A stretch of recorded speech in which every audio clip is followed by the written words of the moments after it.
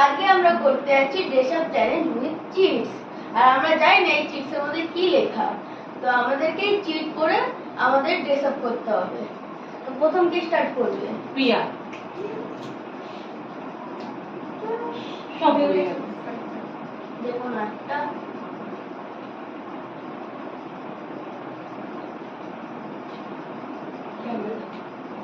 Nightie. Nightie দেখতে পাচ্ছ আমি নাইটি পড়তে হবে নাইটি পরতে হবে। এবার করবে আমাদের মাসি। কি বলবে মা?